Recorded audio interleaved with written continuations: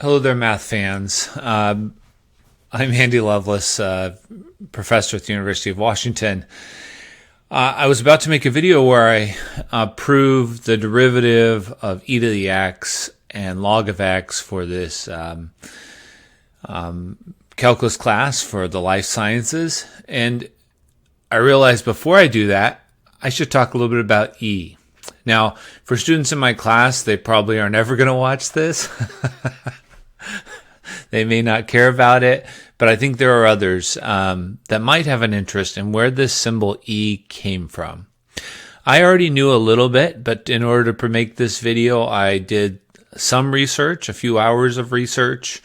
Certainly there are others that know more of this history, but I'll tell you what I've learned and connect it with what I already know. And then in a future video, I'll talk about the derivative. Okay.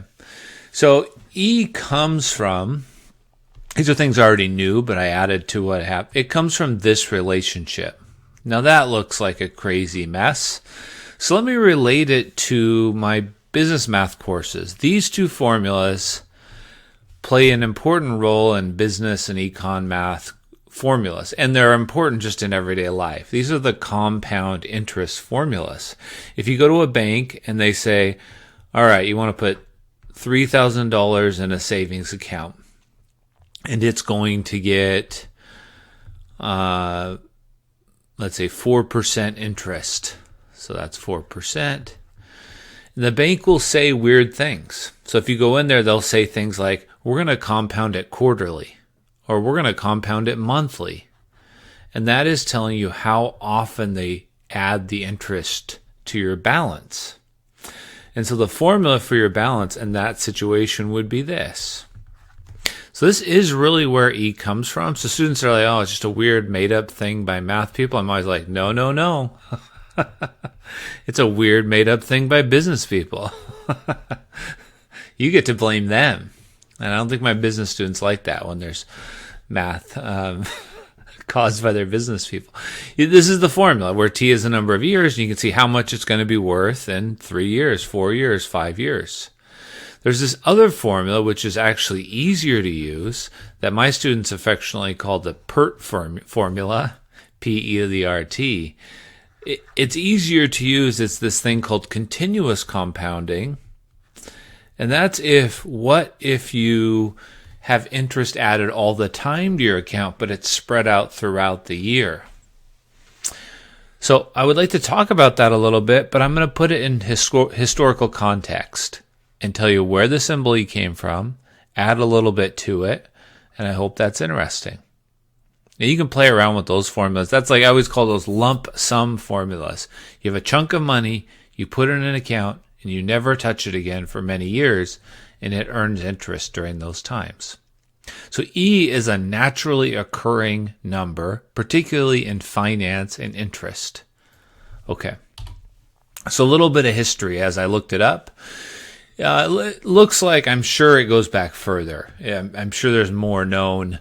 But anyways, and what I found was this John Napier, who made this logarithmic tables, back in the 14s, 15s, 1600s, making tables of data and how to compute were really important. Logarithms started kind of at that point. I think they say he's one of the founders of logarithms, but they were so valuable for many centuries. They were kind of, before we had modern calculators, they gave methods that people could compute things by hand. Now, the moment we had modern calculators, a lot of these logarithmic methods became less important. But that's like stuff you would do with the slide rule. This is not very long ago. And in the appendix, he had noted that, hey, this works really nice if we use this number, this 2.7182, and it was like some approximation. Now, there was no name for it, but that's one of the first references of this. Okay, then Jacob Bernoulli in 1683, and this is all around the time of the invention of calculus, asked a question. There's an article where he first computed this number, and I translated the article in Latin. It was this thing on the left, But the translation I thought was funny. And this is a translation just from an online resource. But it says some questions of interest, having to do with interest is what I think it meant, with the solution of a problem of a lot of gambling. I don't think that's probably the direct translation. But basically, gambling is the start of this. Okay, so anyways, this was the question. And I'll use that to introduce those bank formulas. This is the same presentation and I give in my business math class. I think I use, more realistic numbers. But Jacob Bernoulli, his family is, the most prolific math family of all time. There are many generations that, anyways. So he said, what if you had $1, you put it in a bank account, you wait a year, and at the end of a year, someone says they're going to double your money. Or another way to say that is you're getting 100% interest. So you're going to get your original $1 plus another. So you're going to get $2 at the end of the year. Let's put that here, $2. Now, when students in my business class first time that, we have to talk about how what we're really doing is you get your original 100% plus the 1%. So it's like you're multiplying by 1 and another 1. This is the 100% that you already had, and this is the 100% that you're adding on. Okay, that's a separate story. And then he asked the question, well, what if you start with $1 and someone says, instead of giving you 100%, I'll give you 50% halfway into the year. And so that means you're going to multiply by 1.5. The reason it's 1.5 is the 100% plus the 50%. You could also do it in 2 steps, but let's just calculate it and think critically. I often do get questions here, even at these early stages. But this is going to be $1.50. That's going to be your balance. 50 cents of interest, $1.50. If you then compute interest based off of that, meaning you multiply by 1.5 again, you're going to earn more money because you're going to earn this 50% on the money that's there. Right? The original $1, 50% is 50 cents, but the 50 cents also has a little bit more. Okay, so we're basically doing 1.50 times 1.50. And so Bernoulli, this was not hard math, but noted that this number is going to be 1.5 times 1.5 again. And the original value was 1. And I think that was 2.25. I have my calculator here to do some calculations in a second. 1.5 squared. So there's a little more because the interest built on itself. Okay, so now we're ready to jump a little bit. What if you did it, 4 times a year? Quarterly is what we would say. So instead of doing 50%, we're going to do 25%, but we're going to do it 4 times a year. That'll allow the interest to build on itself.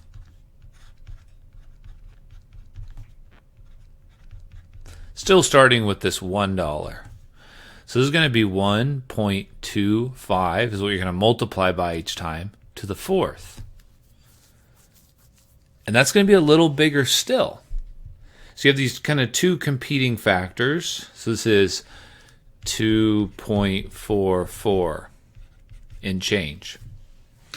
So it keeps going up. So you think, well, if I just keep compounding more and more, it's just going to go up and up. Okay, so with that in mind, I made a little table. And this is just to show you, I'm trying to do it in as simple a way as possible. I don't want to make any special assumptions. Let's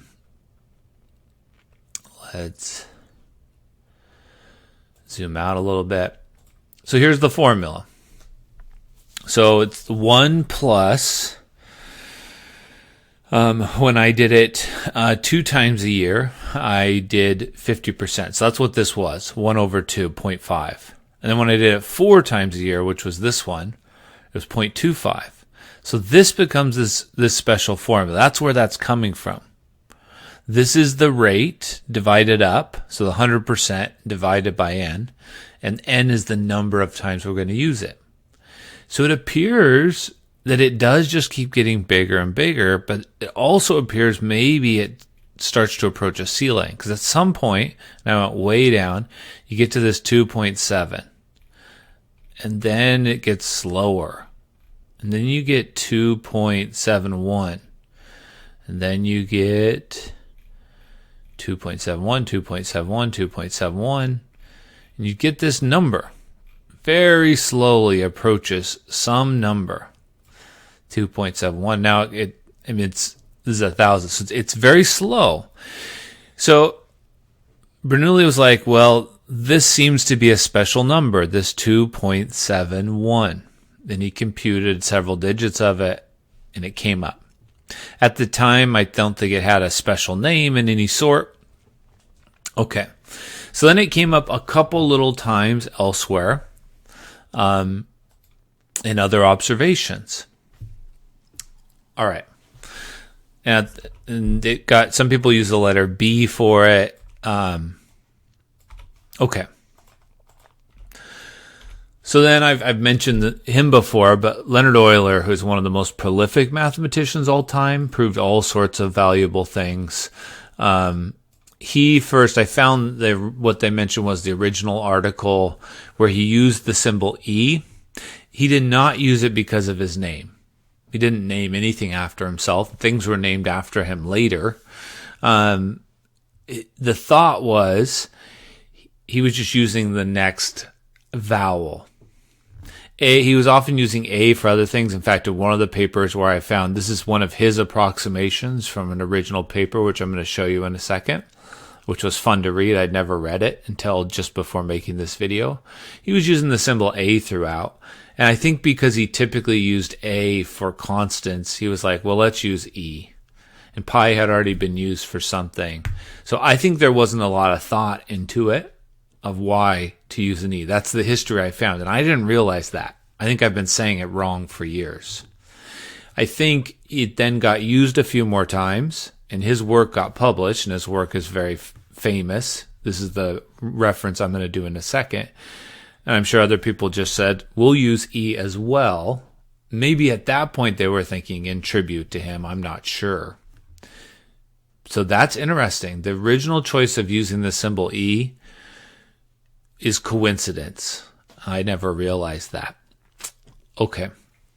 So in 1748 when he published a major work here about analysis and sort of adding on to the calculus. And in part of it, he proved this formula for e to the x, which is we do in our Calculus 3 course. We do it using Taylor series and all this stuff. That's not what Euler did. So I was intrigued when I went and looked at the article. This is the article. I found it on because it's so famous, I found it on a free site here. It's been republished many times. But, it's like a calculus book, but it's interesting to see a calculus book of that time on everything is built from infinite series. So like everything is off of Taylor series. At the time, they were trying to make sense of what do we even mean by these things. So it's kind of the modern treatment of how we do things wasn't quite there, but he defined what a function was, what a transformation was, basically by transformation, I think things like composition, products, all the things that later on we talk about. And then eventually he talked about exponential and logarithms. This is one of the first kind of major treatises of these functions. So we're going to go to that section, which is a little ways in. So here it is.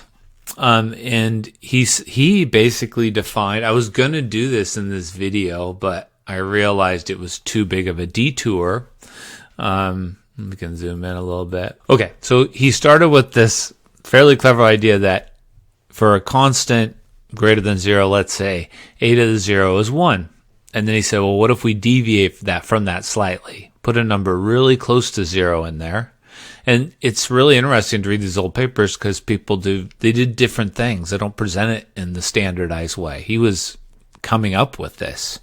So he said, well, what if we write it this way, and then expand? So he gave a little bit of reasoning for why, but I thought this was pretty intriguing. He expanded this expression and used the binomial theorem, which some students might know as Pascal's triangle. Pascal's triangle says what the coefficients of that are going to be. This is j choose 1, j choose 2, j choose 3. And then he made a replacement, and he talked about how, well, if this omega is close to 0, then j has to go to infinity for a constant z, and was able to prove something about these factorials that pop up in a very different way than what we do with the Taylor series approach, and got to this point, this expression, this relationship between a constant a and the number k. Okay. So then he said, well, if k is 1, and this is the part where it got too much for me to show, but I just thought this was interesting. If k is 1, there's some things we can say. And this number pops up.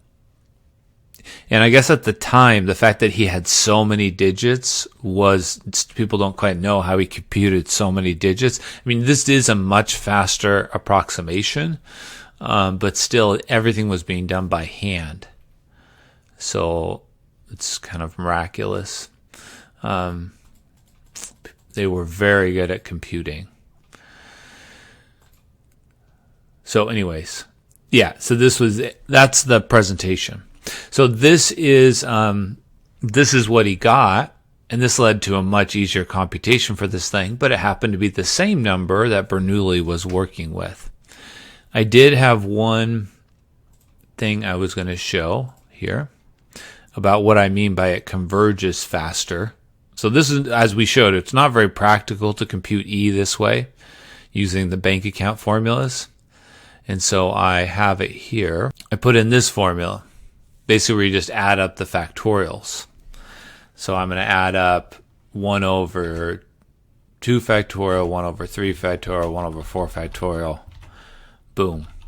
That gives it really fast. And this is often true for constants, whatever the constant is, pi or something else.